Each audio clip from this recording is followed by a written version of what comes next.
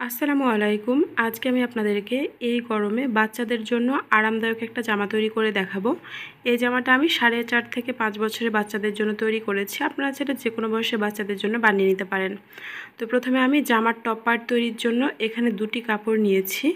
কাপড় দুটি চওড়ায় রয়েছে 14 ইঞ্চি পরিমাণ এবং লম্বায় রয়েছে 7 ইঞ্চি পরিমাণ। পরবর্তীতে যখন ওপরে আমরা 3 ইঞ্চি লম্বা একটা ফিতা যোগ করব, তখন ওপরের অংশের টোটাল লম্বাটা 10 ইঞ্চি হবে। তো এখন কাপড় দুটিকে এইভাবে করে একবার ভাঁজ করে নিতে হবে এবং বন্ধ পাশ থেকে পুটের জন্য 4 ইঞ্চি অথবা 4.25 ইঞ্চিতে একটা মার্ক করতে হবে। এরপর আর্মহোলের লম্বাটা আপনারা 1.5 ইঞ্চি থেকে 2 ইঞ্চি নেবেন। এখানে আমি 3 ইঞ্চি নিয়েছি, এজন্য আর্মহোলটা অনেক বেশি বড় হয়ে গিয়েছে। আমার কাছে মনে হয়েছে এটা 1.5 ইঞ্চি নিলে পারফেক্ট হবে। তো এরপর বডির মাপটা নিতে হবে। তো এখানে বডি হচ্ছে 24 ইঞ্চি, 24-এর 4 ভাগের 1 ভাগ 6 ইঞ্চি এবং সাথে 1 ইঞ্চি বেশি নিচ্ছি সেলাইয়ের জন্য। নিচের দিকেও কিন্তু একই মাপ হবে। তো এখন আর্মহোলের অংশটুকু এভাবে করে কেটে নিতে হবে, তাহলেই কিন্তু জামার টপ পার্টটা কাটিং করা কমপ্লিট হয়ে যাবে। তো দেখুন দুটি কাপড় বের হয়ে গিয়েছে। এরপর জামার নিচের পার্ট তৈরির জন্য এখানে আমি আরও দুটি কাপড় নিয়েছি। এই কাপড় দুটি ওপরের পার্টের সাথে কুচি দিয়ে পরবর্তীতে জোড়া দিতে হবে। তো এখানে কাপড় দুটির লম্বা রয়েছে 12 ইঞ্চি পরিমাণ এবং কাপড় দুটির চওড়া রয়েছে 24 ইঞ্চি পরিমাণ। তো এখন যেটা করতে হবে, প্রথমে জামার এই যে আর্মহোলে পাইপিং বসিয়ে নিতে হবে। তো এখানে আমি পাইপিং তৈরির জন্য এক কালার একটা কাপড় নিয়ে কাপড়টির উপরে একটা স্কেল বাঁকা করে রেখে এভাবে করে এক স্কেল থেকে একটু বেশি চওড়া করে দাগ কেটে নিচ্ছি। আপনাদের যতগুলো পাইপিংয়ের কাপড় দরকার হবে এইভাবে করে কাপড়গুলোকে কেটে নেবেন। তো এখন জামার কাপড়টিকে উল্টো করে রাখতে হবে এবং এর ওপর পাইপিংয়ের কাপড়টিকেও উল্টো করে রাখতে হবে। দুটি কাপড় একসাথে ভালো করে মিলিয়ে ধরে সেলাই করে নিচ্ছি। আর পাইপিংয়ের কাপড় আপনারা অবশ্যই কিন্তু বাঁকা করে কাটবেন, সোজা করে কাটা যাবে না। এখন এই কাপড়টিকে সোজা পাশে প্রথমে উল্টিয়ে নিতে হবে এবং সোজা পাশে ডাবল ভাঁজ করে সেলাই দিয়ে নিতে হবে। তো আমরা নর্মাল জামাতে যেভাবে পাইপিং বসিয়ে থাকি, এই জামাতেও কিন্তু একইভাবে পাইপিংটা বসিয়ে নিতে হবে। সেমভাবে অন্য পাশেও কিন্তু পাইপিংয়ের কাপড়টা অ্যাটাচ করতে হবে। তো আমি অফ ক্যামেরায় এই পাশেও পাইপিংয়ের কাপড়টা বসিয়ে নিয়েছি। এখন এই যে ওপরের অংশে আরও একটা কাপড় বসাতে হবে। তো আমি এখানে সোজা করে একটা কাপড় কেটে নিয়েছি। এই কাপড়টা চওড়ায় কিন্তু 1.5 ইঞ্চি রয়েছে এবং লম্বায় দেখুন একটু বেশি রয়েছে। তো এখন এই জামার কাপড়টিকে উল্টো করে রাখতে হবে এবং এর ওপর এক কালার কাপড়টিকেও উল্টো করে রেখে দুটি কাপড় একসাথে ধরে সেলাই করে নিতে হবে। দেখুন সেলাইটি করা কমপ্লিট হয়ে গিয়েছে। এখন জামার কাপড়টিকে আবারও সোজা পাশে উল্টিয়ে পাইপিংয়ের কাপড়টিকে সোজা দিকে 2 বার ভাঁজ করে নিতে হবে এবং বাড়তি অংশটুকু নিচের দিকে এভাবে করে উল্টিয়ে নিতে হবে এবং এইভাবে করে সেলাইটা করে নিতে হবে।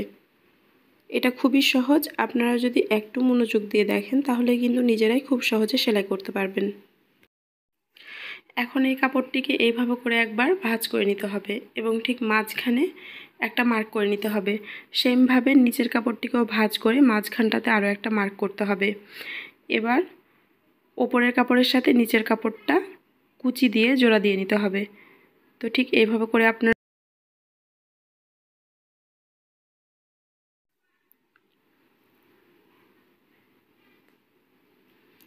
তো দেখুন আমাদের কিন্তু ওপরের সাথে নিচের পার্টের কাপড়টা কুচি দিয়ে জোড়া দেওয়া কমপ্লিট হয়ে গিয়েছে। এখন আমাদের এই কাপড়ের নিচে আরও একটা কাপড়ের লেয়ার যোগ করতে হবে। তো এখানে কাপড়টি লম্বায় রয়েছে প্রায় 47 ইঞ্চি পরিমাণ এবং কাপড়ের চওড়াটা রয়েছে 5 ইঞ্চি পরিমাণ। তো এখন যেটা করতে হবে, কাপড়টির এক মাথা এইভাবে করে 2 বার ভাঁজ করে সেলাই করে নিতে হবে। তো চিকন করে আপনারা কাপড়টিকে 2 বার ভাঁজ করে সেলাই করে নেবেন। আর এই দিকটা পুরোটাই সেলাই করা হয়ে গেলে কাপড়ের অন্য দিকটিও একইভাবে উল্টো দিকে 2 বার ভাঁজ করে সেলাই করে নিতে হবে। তো আমি অফ ক্যামেরায় কাপড়ের 2 পাশে উল্টো দিকে 2 বার ভাঁজ করে সেলাই করে নিয়েছি। এখন যেটা করতে হবে, কাপড়টির যে কোনো এক মাথার উপর দিয়ে সেলাই মেশিনের সবচাইতে বড় যে সেলাইটা রয়েছে সেই সেলাইটা চালিয়ে নিচ্ছি। তো সবচেয়ে বড় সেলাইটা আপনারা এখানে দিয়ে নেবেন। তো এরপরে যে কোনো একটা সুতা এভাবে করে বের করে সুতাটিকে হালকা হালকা করে টানতে থাকতে হবে। তো অল্প করে যদি সুতাটিকে টানা হয় তাহলে কিন্তু দেখবেন কাপড়ে খুব সুন্দর একটা কুচি পড়ে গিয়েছে। আর অবশ্যই কিন্তু হালকা হাতে সুতাটিকে টেনে কুচিগুলো দিয়ে নিতে হবে। তো দেখুন আমাদের কিন্তু কাপড়টিতে খুব ছোট ছোটোভাবে কুচিগুলো পড়ে গিয়েছে। এখন এই কাপড়টিকে জামার নিচের পার্টের সাথে জোড়া দিতে হবে। এজন্য আমি জামার কাপড়টিকে এখানে সোজা করে রেখেছি এবং নিচে যে কুচির কাপড়টি তৈরি করেছি এই কাপড়টিকেও এর ওপর সোজা করে রেখে সেলাই করে নিতে হবে, অর্থাৎ দুটি কাপড়ই কিন্তু সোজা পাশে থাকবে। তো এই কাপড়ের ওপর নিচের ছোট কাপড়টিকে সোজা করে রেখে এখন সেলাইটা করে নিব।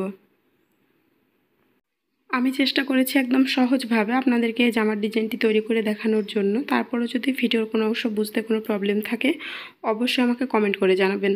তো দেখুন পুরো কাপড়টি সেলাই করা কমপ্লিট হয়ে গিয়েছে। তো আমি এই কাপড়টিকে যেভাবে স্টেপ বাই স্টেপ সেলাই করেছি সেমভাবে কিন্তু জামার অন্য পার্টের কাপড়টিকেও অফ ক্যামেরায় সেলাই করে নিয়েছি। এখন যেটা করতে হবে, একটা কাপড় সোজা করে রাখতে হবে এবং এর ওপর অন্য পার্টের কাপড়টিকে উল্টো করে রেখে কাপড়টিকে দুই পাশ থেকে সেলাই করে নিতে হবে। তো এইভাবে করে আপনারা কাপড়টিকে ওপর থেকে নিচ পর্যন্ত প্রথমে সেলাই করে নেবেন। আর একবার সেলাই করার পর অবশ্যই ডাবল সেলাই দিয়ে নিতে হবে। একইভাবে কিন্তু জামার অন্য পাশটাও সেলাই করে নিতে হবে। তো আমি আবারও কাপড় দুটিকে সমানভাবে, তো এটা যেহেতু খুবই সহজ একটা সেলাই তাই আমি অফ ক্যামেরায় এই পাশটিও সেলাই করে নিয়েছি। এখন জামার ফিতা তৈরির জন্য এখানে আমি দুটি কাপড় নিয়েছি এবং কাপড় দুটিকে দুই পাশ থেকে চিকন করে ভাঁজ করে আগে থেকে সেলাই করে রেখেছি। দেখুন দুটি কাপড়ই কিন্তু এখানে দুই পাশ থেকে সেলাই করা রয়েছে। আর প্রিন্ট কাপড়টির চওড়া রয়েছে প্রায় 1.25 ইঞ্চি পরিমাণ এবং এক কালার কাপড়ের চওড়া রয়েছে প্রায় 1.5 ইঞ্চি পরিমাণ এবং এই কাপড় দুটির লম্বা রয়েছে 17 ইঞ্চি পরিমাণ। তো এখন যেটা করতে হবে, প্রিন্টের কাপড়ের ওপর এক কালার কাপড়টিকে এইভাবে করে রেখে মাঝখান দিয়ে একটা সেলাই করে নিতে হবে। আর এখানে দুটি কাপড়ই কিন্তু সোজা পাশে রেখে সেলাইটা করে নিচ্ছি, অর্থাৎ প্রিন্টের কাপড়ের ওপর এক কালার কাপড়টিকে সোজা করে রেখে সেলাইটা করে নিচ্ছি। দেখুন সেলাইটি করা হয়ে গিয়েছে। এখন আমি এখানে চিকন একটা রাবার নিয়েছি, রাবারটির লম্বা রয়েছে প্রায় 7.5 ইঞ্চি পরিমাণ। এখন কাপড়টির উল্টো পাশে রাবারটিকে ঠিক মাঝখান বরাবর এইভাবে করে রেখে রাবারটিকে টেনে কাপড়ের সাথে সেলাই করে নিতে হবে। আর অবশ্যই কিন্তু সেলাইটা করার আগে রাবারটিকে যথেষ্ট পরিমাণে টেনে তারপরে সেলাই করতে হবে। খেয়াল রাখতে হবে রাবার যেন কোনো সময় কাপড়ের চাইতে ছোট হয়ে না যায়। তো দেখুন আমাদের কিন্তু রাবারের সাথে কাপড়টি সেলাই করা কমপ্লিট হয়ে গিয়েছে। তো সেমভাবে কিন্তু আমি আরও একটা ফিতা অফ ক্যামেরায় রেডি করে নিয়েছি।